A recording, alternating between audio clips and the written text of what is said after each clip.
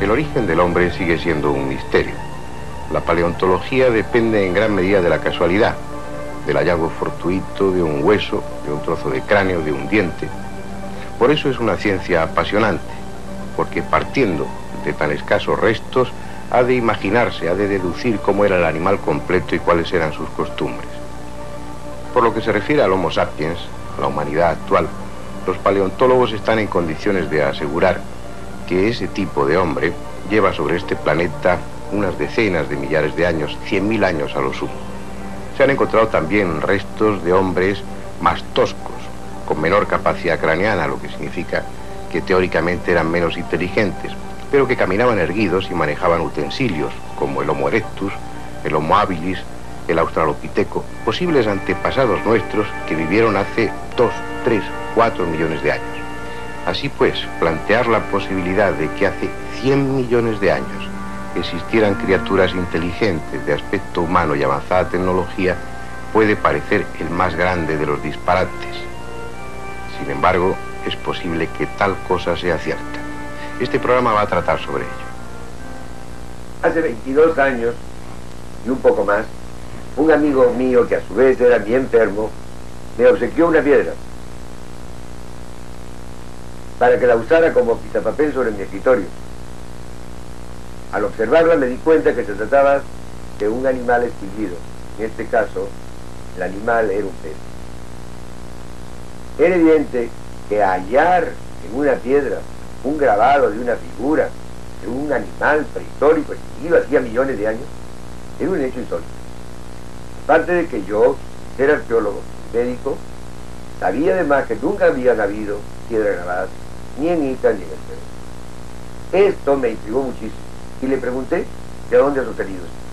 Entonces me dijo, estas piedras habían aparecido 6 años antes del momento que él me las obsequia, y las habían visto todos los arqueólogos del Perú e incluso extranjeros, pero como las figuras que aparecían o eran muy antiguas como estos animales extinguidos, o eran algunas inentendibles, eran otras que en realidad parecían muy modernas, como por ejemplo instrumentos que son recientes, todo esto los hizo dudar y pensar que estas piedras estaban recién hechas por las mismas personas que decían que las habían encontrado.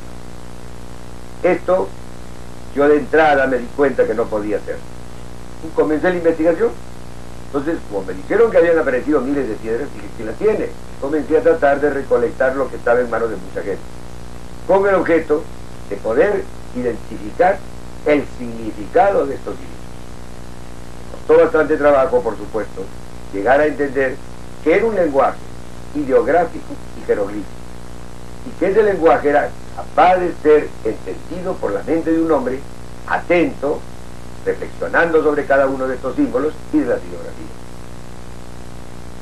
Después de un tiempo logré entender que habían dejado en estas piedras, como si fueran libros de piedra, un mensaje en el que aparecía una imagen del universo, una imagen del planeta Tierra, imágenes de plantas y animales que habían extinguido algunos y otros seguían viviendo, y seres humanos coexistiendo con estos seres extinguidos y también con los seres que todavía viven.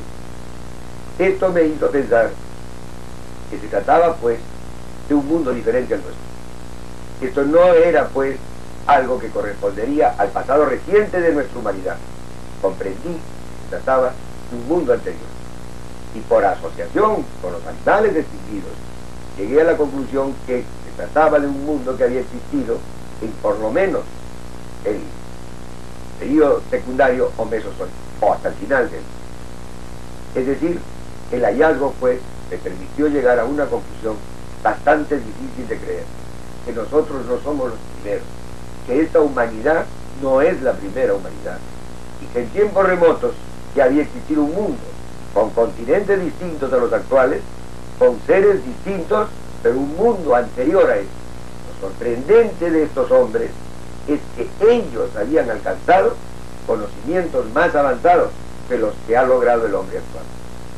Esto sí es un hecho que permite decir categóricamente que no corresponde a nuestra humanidad, porque si hay algo que define a las humanidades, que definirá a las humanidades, es el avance científico y tecnológico, y estas piedras revelan un avance científico y tecnológico superior al actual.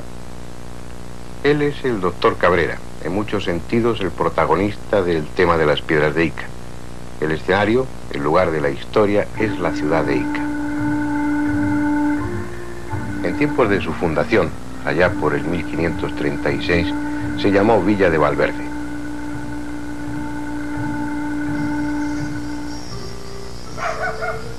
Poco queda de la ciudad original.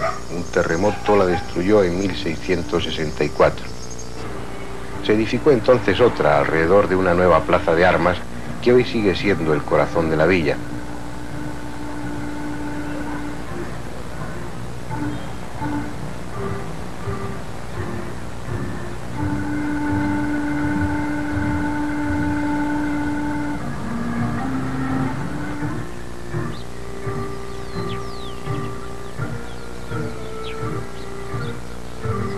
Dicen que en torno a ella hay una constante primavera.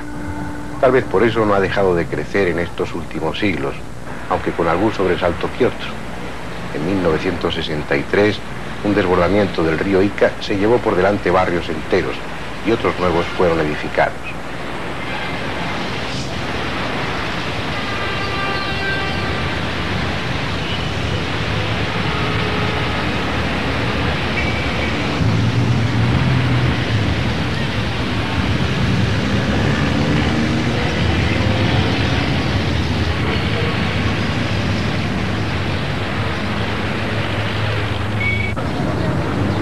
Pero la plaza de armas permaneció indemne. Es en ella donde el doctor Cabrera tenía su consulta, transformada hoy en almacén museo de las piedras.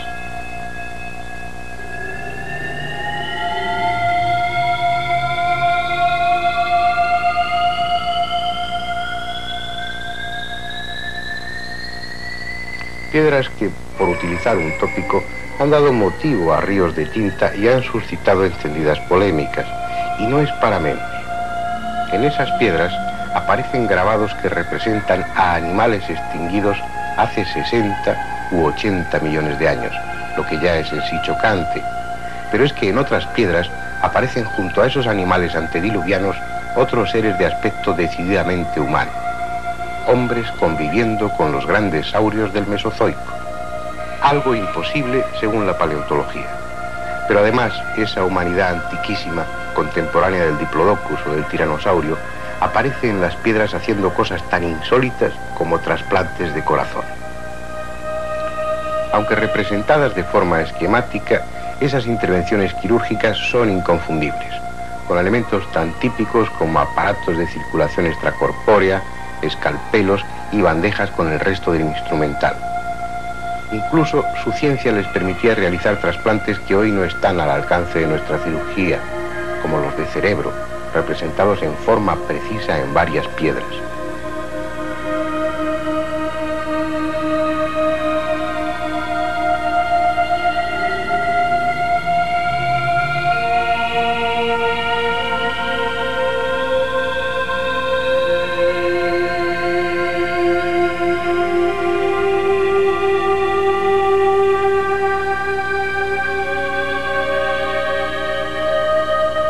En otras, esos presuntos humanos del Mesozoico se dedicaban a tareas igualmente avanzadas, como a observar el firmamento a través de un telescopio.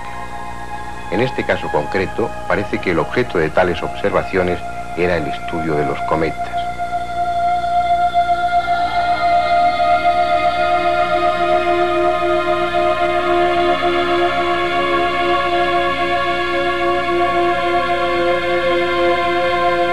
Por si fuera poco, en otras piedras puede verse lo que probablemente era la Tierra de aquella época remota. con unos continentes de forma y distribución muy diferente a la actual, en los que están representados hombres de distintas razas y animales actuales y extinguidos. No es extraño que los arqueólogos se echaran las manos a la cabeza.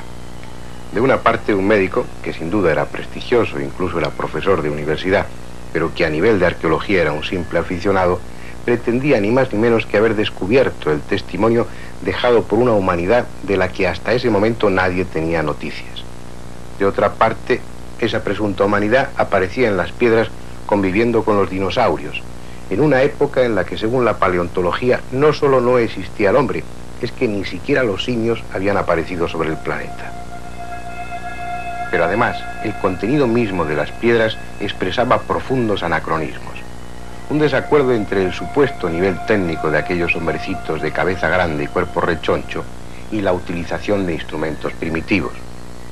Por ejemplo, en una de las piedras, cuyo desarrollo estamos viendo ahora, dos hombres vestidos con una especie de rústico bañador y cabalgando en un pájaro rígido y extraño, observan con catalejos a los dinosaurios, en tanto que otro clava un puñal a uno de ellos. Que una sociedad capaz de realizar complejos trasplantes de corazón y de cerebro no disponga de otro medio para acabar con los dinosaurios que un simple cuchillo, era ya demasiado para un investigador académico. Así pues, los arqueólogos rechazaron las piedras de Ica sin entrar en mayores consideraciones. Entretanto, el doctor Cabrera iba acumulando centenares de piedras que le proporcionaba un labrador de Opucaje llamado Basilio Uchuya. Por los suelos o en estanterías, con un peso que iba desde apenas 100 gramos hasta la media tonelada, aquellos cantos grabados iban agrupándose en series que se referían a distintas materias. Las había sobre astronomía, sobre medicina, cirugía, botánica, zoología. Daba la impresión de que, tal como pretendía el médico de Ica, aquello fuese una especie de biblioteca de piedras en la que una humanidad remota había dejado el testimonio de su paso por la Tierra y del nivel que sus conocimientos alcanzaron.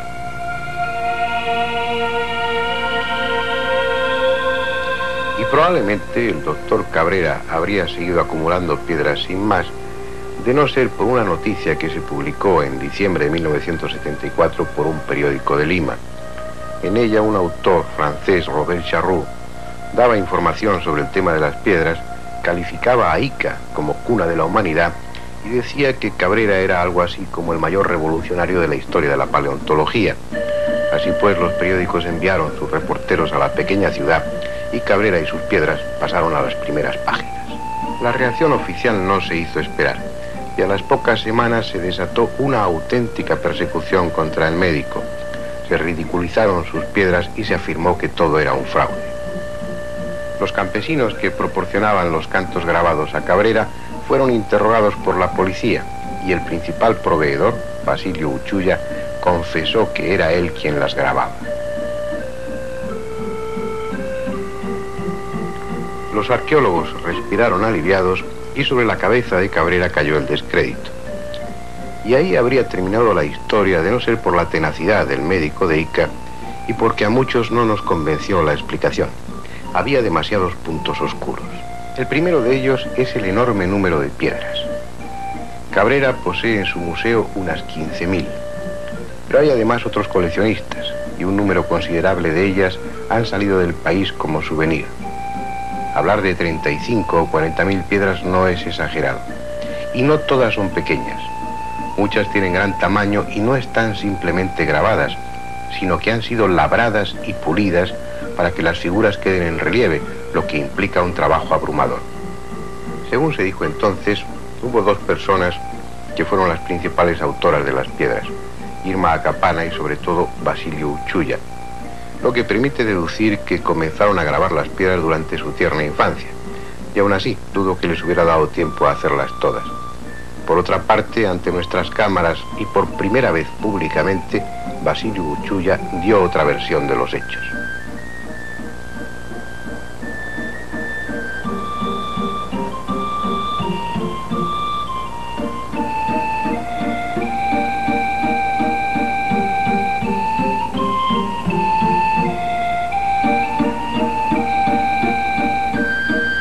Basilio, Las piedras que tiene el doctor Cabrera en su museo, ¿las hace usted? Entonces, ¿por qué en el año 74 dijo en diferentes medios de comunicación que era usted el que grababa las piedras? Eso lo dije por el motivo de la policía que me entrevistó acá y tuve que declarar para que las piedras fueran. Yo le dije que las piedras eran falsas, que yo las hacía. Porque si declaraba la verdad, automáticamente a mí me llevaban preso, me metían a la cárcel. Ese fue el problema que tuve que hacer. Ya. Bueno, eso aclara la cuestión. Entonces, usted sabe dónde está el yacimiento de las piedras. Supongo que no me lo va a decir. Pero en ese yacimiento quedan muchas más piedras. Sí, muchas. Muchas piedras todavía quedan. ¿Cuántas puede usted calcular? Bueno, no le puedo calcular porque puede haber más y como también puede haber menos también.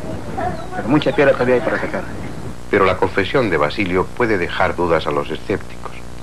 Lo ideal sería encontrar una prueba o un sistema que permitiera demostrar que las piedras son antiguas o que no lo son. El carbono 14 no puede ser aplicado porque solo es útil cuando hay restos orgánicos, madera, hueso, etc. Otro método sería el estratigráfico, pero eso requiere ir al lugar donde está el yacimiento de las piedras, hacer un estudio sobre el terreno, y las 2 o 3 personas que admiten saber dónde está el yacimiento están decididas a mantenerlo en secreto. Hay un sistema. Al tratarse de piedras grabadas, puede comprobarse si la capa de oxidación que cubre el resto de la piedra cubre también el grabado, lo que querría decir que la piedra está grabada hace mucho tiempo. Si por el contrario esa capa de oxidación no está cubriendo las incisiones, eso significaría que la piedra no es antigua sino reciente. Pues bien, ese estudio ya lo encargó el propio doctor Cabrera en junio de 1967 a una compañía minera con sede en Lima, y el informe, firmado por el geólogo Eric Wolf, terminaba diciendo lo siguiente. Cabe mencionar que las piedras están envueltas en una fina pátina de oxidación natural que cubre por igual las incisiones de los grabados, circunstancia que permite deducir su antigüedad. No he podido observar ningún desgaste notable e irregular en las aristas de las incisiones, por lo que cabe la suposición de que han sido realizadas no mucho antes de ser depositadas en las necrópolis o lugares donde ahora son encontradas. Trataré de confirmar esta opinión preliminar por medio de un examen más minucioso en los laboratorios de la Universidad de Ingeniería y de la Universidad de Bonn, Alemania.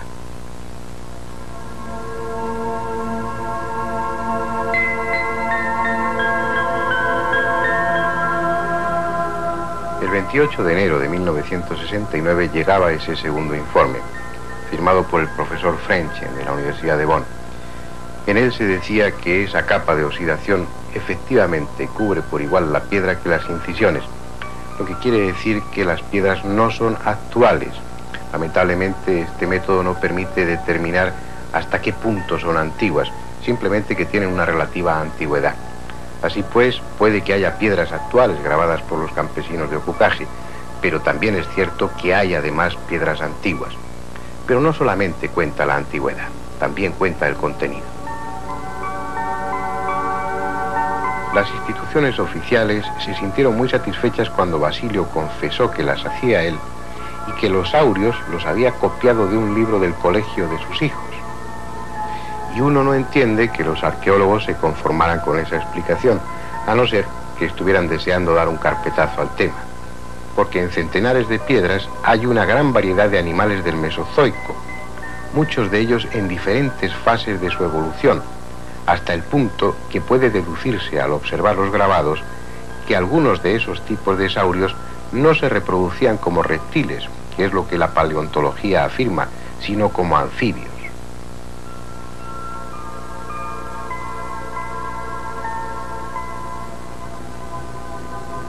Pretender que Basilio Uchuya se ha servido de las piedras para dejar constancia de una hipótesis paleontológicamente revolucionaria es mucho pretender. Los arqueólogos peruanos, al no querer estudiar las piedras de Ica, no se enteran de una serie de detalles extraordinarios que las rodean.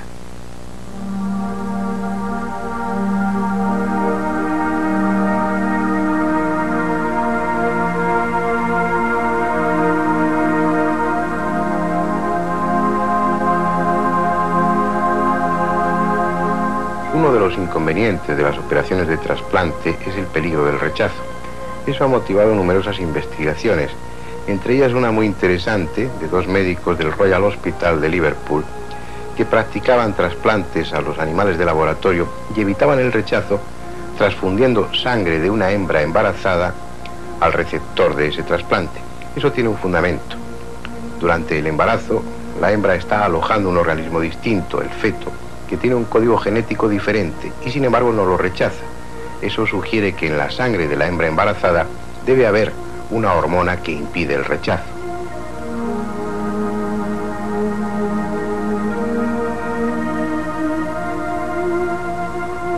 Ese trabajo fue publicado en revistas especializadas en 1980. Pues bien, entre las piedras que conserva el doctor Cabrera en su museo, hay varias de trasplantes en las que al receptor se le está perfundiendo sangre de una mujer embarazada.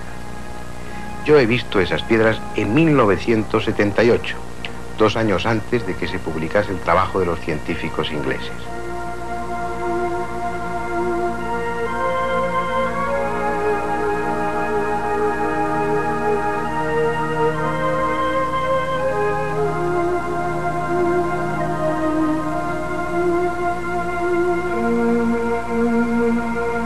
¿También eso habrá que atribuirlo a la genialidad del campesino de Ocucaje? No, cuanto más se estudia el tema de las piedras de Ica, más argumentos se encuentran a favor de su autenticidad.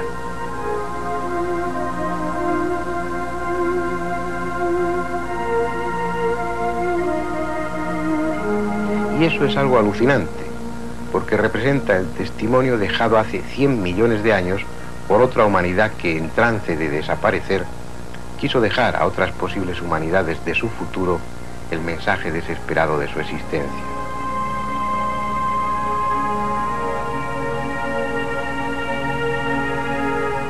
Por lo que en esas piedras está representado, su nivel científico y técnico fue extraordinario. No sería extraño que hubiesen dejado otras señales de su existencia en materiales aún no descubiertos, utilizando métodos que ni siquiera estamos en condiciones de sospechar, sirviéndose tal vez de algo tan sutil como el código genético de una variedad de cangrejos.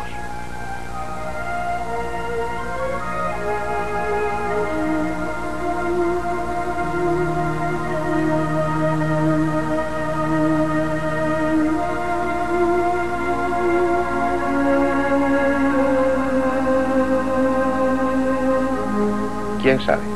Hasta lo aparentemente absurdo puede ser realidad. Las piedras de Ica son una buena prueba de ello.